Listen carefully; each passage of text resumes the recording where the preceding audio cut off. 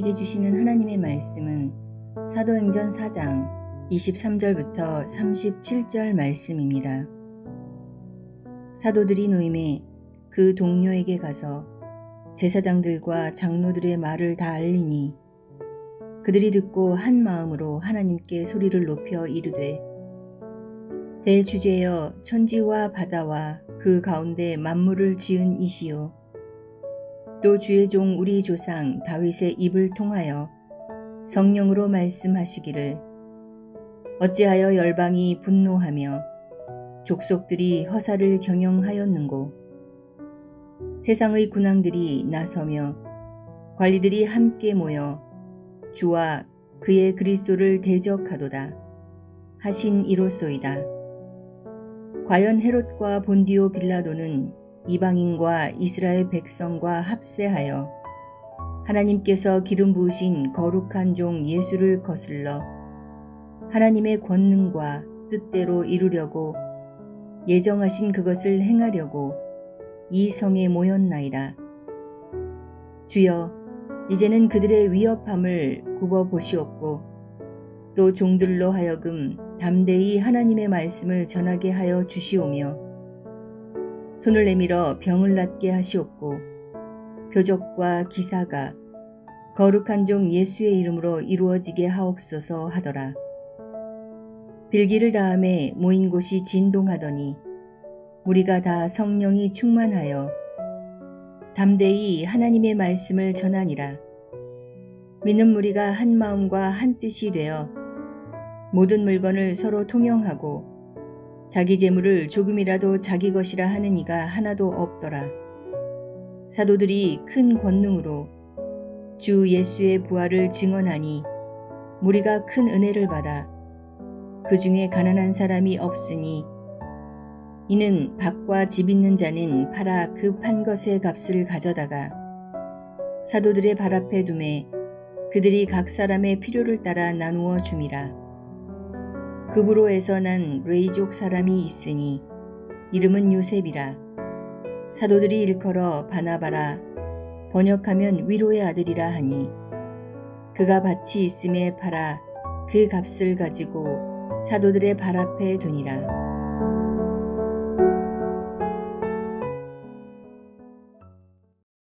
사도행전을 가르쳐서 성령행전이라고 하는데 또한 기도행전이라고 부릅니다. 곳곳에 기도 이야기가 많이 나오고 있기 때문입니다. 오늘은 그 기도 이야기 가운데 아주 대표적인 이야기 중에 하나입니다.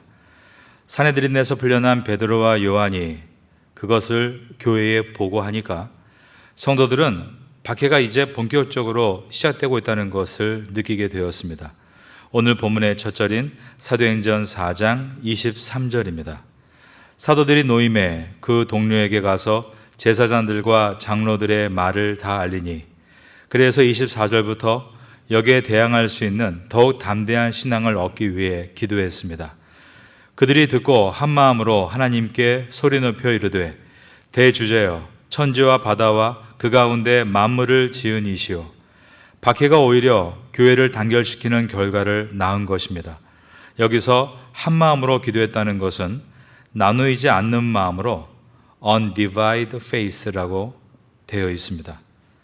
합심기도, 사실 합심기도라는 것은 성령의 임재가 시작된 때부터 얻은 축복의 기도입니다. 그때부터 시작된 기도의 형태가 합심기도인 것입니다. 물론 구약 성경에도 기도가 있지만 이와 같이 합심기도가 특별하게 잘 나와 있지 않습니다. 전부 모인 상태에서 성전 봉헌식 때 솔로몬이 대표 기도를 하거나 느헤미야 시대에 전부 모여서 말씀을 함께 듣는 것은 있지만 모든 성도가 함께 합심 기도를 드린 것은 오순절 성령 강림 사건으로부터 시작되어진 축복인 것입니다. 오순절 성령의 사건으로 모든 사람이 왕같은 제사장이 되면서 제사장처럼 사명감을 가지게 되고 그런 성도들이 함께 모여 기도하니까 자연스럽게 합심으로 기도하는 모습이 된 것입니다. 초대교회는 이와 같이 기도하는 공동체로 시작이 되었습니다. 초대교회의 시작이 기도하는 공동체였다면 현 시대에 아무리 사람들이 많이 모인다 할지라도 함께 기도하지 않으면 교회가 될 수 없는 것입니다. 교회가 분열될 때의 특징이 있습니다. 합심 기도가 막히는 것입니다. 합심 기도가 막히면 영적인 능력이 없어지게 됩니다. 우리 교회는 새벽 예배에도 합심 기도를 하고 금요 예배에도 합심 기도를 합니다. 새벽 예배와 금요 예배에 모여 합심 기도를 한다는 것은 우리가 이 땅에 하나님의 뜻대로 세워진 교회임을 증명하는 행위이고 초대교회와 같이 부흥을 이뤄낼 수 있는 가장 중요한 키워드가 되는 것입니다. 이 합심 기도를 이루시기 위해 예수님은 제자들이 하나 되기를 굉장히 많이 기도하신 것입니다. 진정한 연합은 함께 기도함을 통해 이루어지기 때문입니다.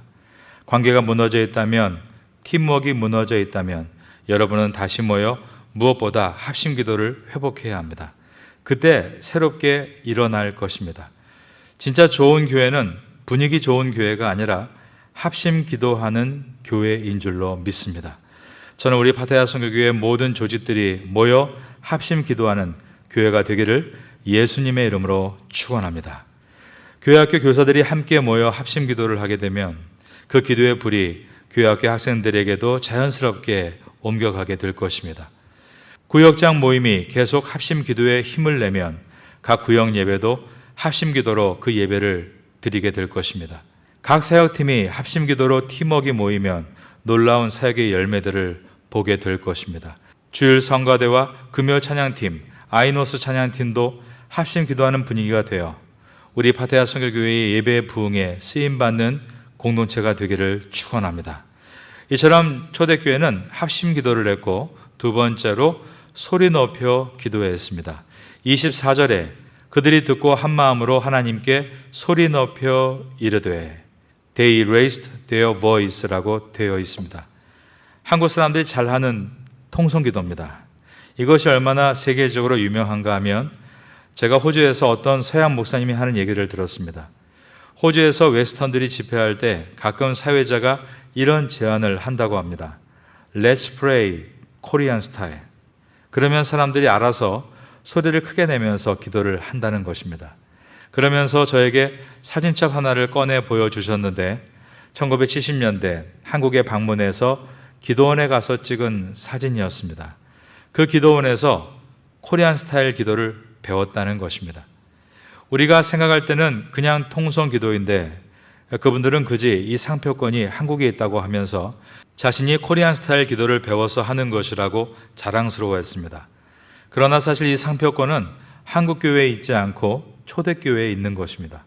초대교회 합심 기도 가운데 소리를 높여 기도하는 통성 기도가 있었습니다. 여러분, 우리가 언제 소리 지릅니까? 감정이 북받칠 때입니다. 월드컵 경기를 보면서 소리를 지릅니다. 공이 골대를 향할 때 자동으로 소리가 나옵니다. 골대에 안 들어가면 하고 골대에 들어가면 으아 하고 소리를 지릅니다. 긴박한 상황, 비상 상황에서 소리가 튀어나옵니다. 그러니까 이 통성 기도를 하는 사람들은 평범한 인생을 사는 사람들이 아닙니다. 저 푸른 초원 위에 그림 같은 집을 짓고 사는 사람은 이런 통성 기도가 나오지 않습니다. 초대교회가 통성 기도를 하고 있다는 말은 그들이 영적 전쟁의 한복판에 서 있었다는 뜻입니다. 총알이 빗발치고 있는 상황에서 병사들이 옆에서 물 한 잔만 떠다 주실래요? 총알 한 상자만 더 갖다 주실래요? 그렇게 말할 수 없습니다. 긴박한 소리를 내는 것입니다. 물 가져와, 총알 가져와. 영적으로도 마찬가지입니다. 영적 전쟁을 치르고 있는 그리스도의 군대는 보통 기도가 아닌 통성 기도가 나오는 것입니다. 하나님께서 부드러운 말로만 기도하는 것이 아니라 비상 상황에 무전을 본부에 보내듯이 급한 어조를 쓰는 것입니다.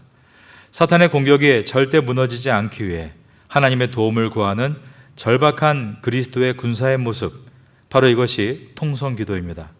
그래서 저는 우리 파타야 선교교회가 새벽 예배에 그리고 금요 예배에 하는 통성 기도를 굉장히 귀하게 보고 있습니다. 오늘 새벽도 간절함을 가지고 통성으로 소리를 내서 기도할 수 있기를 바라겠습니다. 세 번째, 본격적으로 능력의 기도로 들어가기 전에 베드로 사도가 기도하면서 대주제여라고 고백했다는 데 있습니다. 24절을 보니까 대주제여 천지와 바다와 그 가운데 만물을 지은 이시요. 대주제여. 이 말은 하나님의 역사의 주권자이시다라는 말입니다. 천지와 만물을 창조하신 분이 하나님이시다를 선포하면서 기도하고 있습니다. 왜 기도를 대주제어라고 시작하고 있는가? 이 기도는 성령이 주도하는 기도라고 제가 처음에 말씀을 드렸습니다. 우리가 기도할 때 보통 우리 상황이 제일 커 보입니다. 내 문제가 제일 커 보입니다. 그런데 성령으로 기도하는 사람은 성령께서 그의 시야를 들어서 문제를 넘어 위대하신 하나님을 보게 합니다. 그리고 성령님은 우리의 기도를 선포하는 기도가 되게 하시는 것입니다. 그래서 이사야나 느헤미야나 초대교회 사도들의 기도를 보면 지금 당장 급한 문제가 있다 할지라도 하나님의 능력을 먼저 선포하는 기도가 입에서 나옵니다. 이것이 관계가 없는 것처럼 보이지만 관계가 있습니다. 만약에 하늘과 땅을 창조하시고 움직이시는 하나님이 바로 우리의 하나님이시라면, 역사의 대주제를 운행하시는 하나님이 우리의 하나님이시라면 그 하나님이 풀지 못할 문제는 없으시기 때문입니다. 때로는 여러분의 문제에서 한 발짝 물러나서 크신 하나님을 선포할 필요가 있는 것입니다. 저는 성령님께서 여러분의 기도를 인도해 주심으로 하나님을 크게 보게 해주시기를 예수님의 이름으로 축원합니다. 그럴 때 능력의 기도가 터져 나오는 것입니다. 능력의 기도는 말씀을 타고 옵니다. 하나님께서 주시는 기도는 반드시 말씀이라는 배관을 통해서 흐르게 되어 있습니다. 25절을 보겠습니다. 또 주의 종 우리 조상 다윗의 입을 통하여 성령으로 말씀하기를 어찌하여 열방이 분노하며 족속들이 허사를 경영하는고. 어떻게 베드로가 기도하면서 이처럼 시편의 말씀을 생각해낼 수 있었을까요? 어찌하여 열방이 분노하며 족속들이 허사를 경영하는고. 이것은 시편 2편 1절의 내용인데, 베드로가 시편의 말씀을 언젠가 읽었거나 묵상했거나 설교를 들은 것입니다. 그것을 성령께서 기도 가운데 생각나게 하신 것입니다. 이처럼 말씀과 기도는 함께 갑니다. 기도를 통해서 우리의 생각을 하나님께 알려드리면 하나님께서는 말씀을 통해 우리에게 응답하십니다. 왜 파테야 선교교회가 성경을 쓰고 읽고 묵상하고 있을까요? 말씀이 그 안에 축적이 되어 있지 않으면 기도 가운데 하나님이 그에게 응답을 주시기가 어려운 것입니다. 하나님은 말씀을 통해서 하나님의 뜻을 우리에게 전달하시기 때문입니다. 그래서 기도의 용사가 되려면 말씀을 먼저 마음에 많이 축적을 하고 그 상태에서 성령님을 의지하여 열심히 기도하면 성령께서 그의 기도를 이끄시며 하나님의 깊은 뜻을 그의 기도를 통해 드러나게 하시는 것입니다. 기도는 나에게 어떻게 해달라고 하나님께 지시하는 것이 아닙니다. 그랬다면 핍박을 치워달라고 했을 것입니다.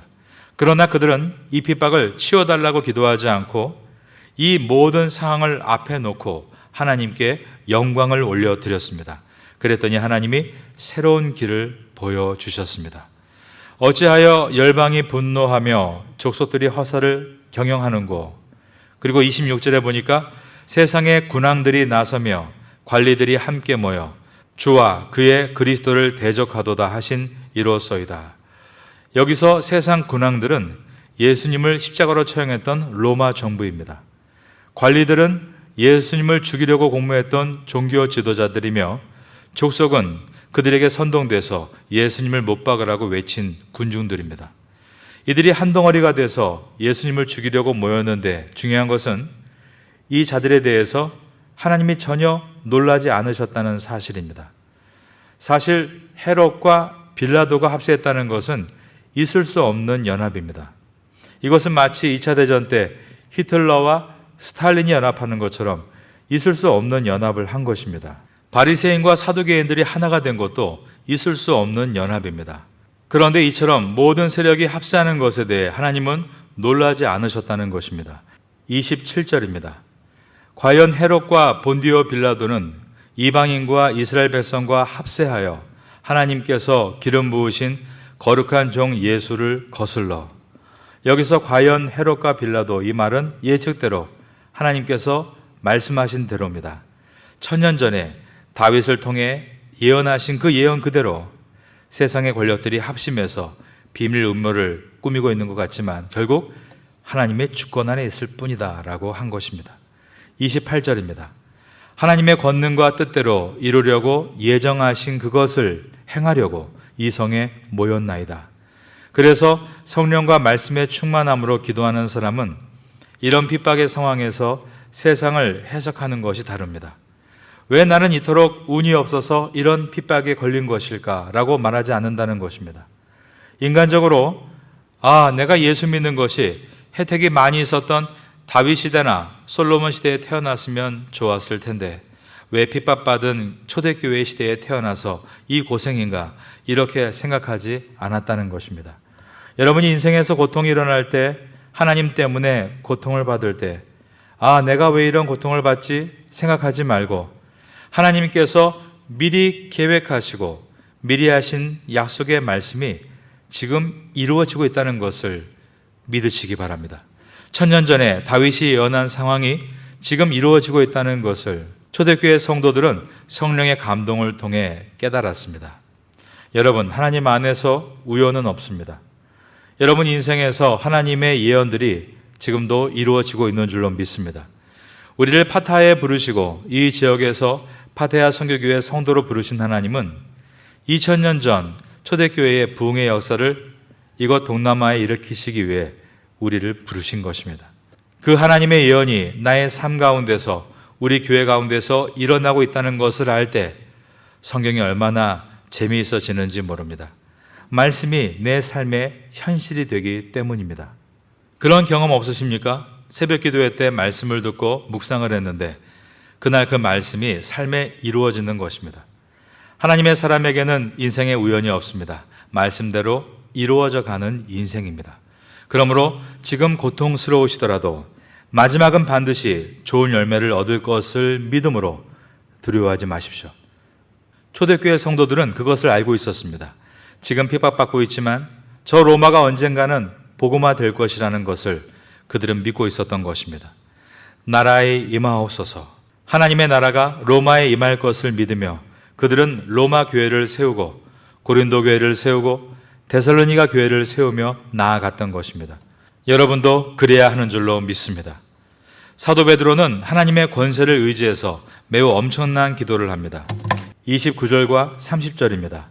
주여, 이제도 그들의 위협함을 굽어보시고 또 종들로 하여금 담대히 하나님의 말씀을 전하게 하여 주시오며 손을 내밀어 병을 낫게 하시옵고 표적과 기사가 거룩한 종 예수의 이름으로 이루어지게 하옵소서 하더라.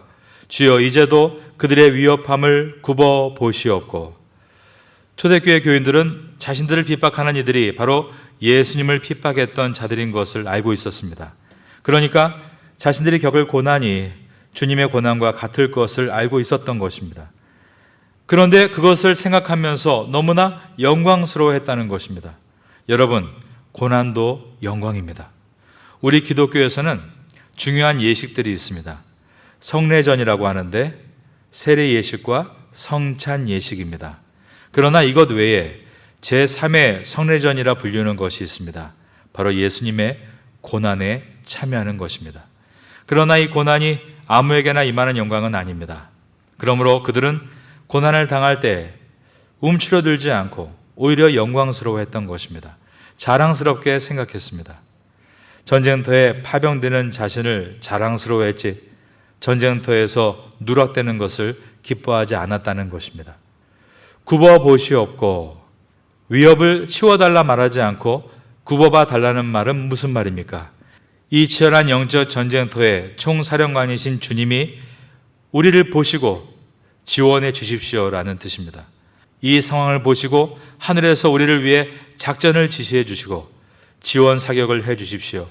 우리는 물러갈 뜻이 없습니다 라는 뜻이었습니다. 이것이 당당한 그리스도인의 기백입니다. 저와 여러분의 기도 가운데 도망가는 기도가 없기를 바랍니다. 쉬운 대로 보내달라고 기도하지 않기를 바랍니다. 초대교회 성도들은 하나님께 이 상황을 뚫고 이길 수 있는 능력을 달라고 기도했습니다. 도피하는 것이 아니라 이길 수 있게 해달라고 기도한 것입니다. 사랑하는 여러분, 살아남게 해달라고 기도하지 마십시오. 승리하게 해달라고 기도하십시오. 문제를 벗어나게 해달라고 기도하지 마십시오. 문제를 이길 수 있는 능력을 달라고 기도하십시오. 자기의 능력에 맞는 사명을 달라고 기도하지 말고 사명을 감당할 수 있는 능력을 달라고 구하십시오. 그러면 주님께서 능력을 주실 줄로 믿습니다. 순종하는 자에게 필요한 것을 채워 주실 줄로 믿습니다. 모든 원리는 있는 자가 순종하는 것이 아니라 순종하는 자에게 있게 만드시는 것입니다. 사람들 가운데는 겸손과 두려움을 혼동하는 이들이 있습니다. 아, 저 같은 사람이 어떻게 그런 일을 할 수 있습니까? 겸손이라고 생각하는데 정말 겸손한 것인가? 아니면 두려운 것인가? 겸손은 저는 아무것도 할 수 없습니다. 하지만 하나님이 힘을 주시면 저는 할 수 있습니다. 라고 담대하게 하나님의 주권을 믿고 앞으로 나가는 것이 겸손인 것입니다. 초대교회 성도들은 담대히 하나님 말씀을 전하게 해달라고 기도했습니다. 그러자 땅이 진동을 했습니다. 4장 31절입니다. 빌기를 다음에 모인 곳이 진동하더니 무리가 다 성령이 충만하여 담대히 하나님의 말씀을 전하니라. 기도 응답을 받은 것입니다. 이제 그들은 준비가 되었습니다. 여러분, 지금 여러분에게 아무 일이 일어나지 않아도 괜찮습니다. 지금 준비가 되고 있다면 반드시 하나님께서 정하신 날에 이루실 것이기 때문입니다. 기도를 통하여 이러한 담대한 믿음을 얻는 여러분 될 수 있기를 마지막으로 예수님의 이름으로 축원합니다. 지금은 함께 기도하는 시간입니다. 6월의 공동 기도 제목은 첫째, 하루의 첫 시간을 기도로 시작하게 하소서. 둘째, 직장에서 학교에서 기도로 시작하게 하소서. 셋째, 사도행전을 통해 기도의 능력을 배우게 하소서. 넷째, 7월 한인 디아스포라 목회자 포럼과 장애인 사역 1주년 행사를 잘 준비하게 하소서. 말씀을 붙잡고 기도하는 귀한 시간 되시기를 소망합니다.